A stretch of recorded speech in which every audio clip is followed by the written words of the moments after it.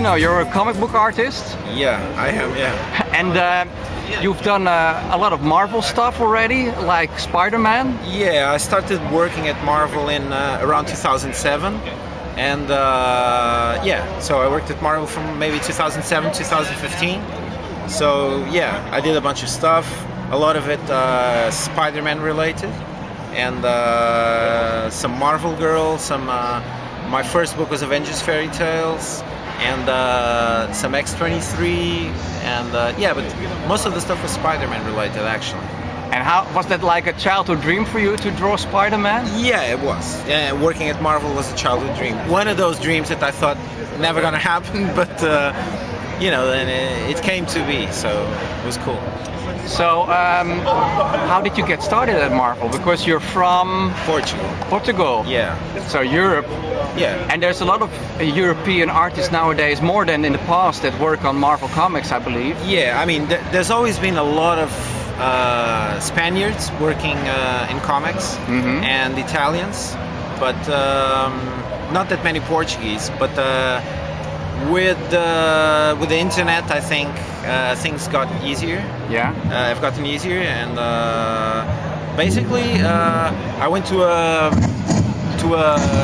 comic book festival in France, Yeah. Angoulême, with a bunch of friends of mine.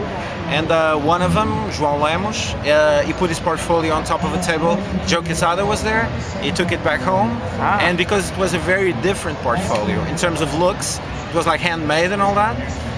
CB Cebulski at the time, he was a talent manager and the guy that found out all the talents from Marvel. And he looked at it and he was like, oh, this is really cool, you know, really different and all that.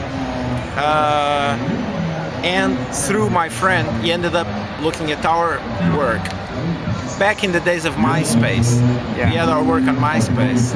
So, you know, he liked my stuff, and we started chatting, and we were supposed to do work together for Image Comics, but we ended up first doing the whole Avengers Fairy Tales thing, which was written by CB Cebulski. And so that's how I got my start, you know. And what's the best thing about drawing Spider-Man for you as an artist? I think it's a character, probably it's most people's favorite character, I think. Yeah. Because I think most kids will say that you can relate to him the best, you know, like when you're a teenager and you feel kind of awkward and all that. And at least for me, Peter Parker was that, you know. I love Spider-Man, but I think I related a lot with Peter, you know.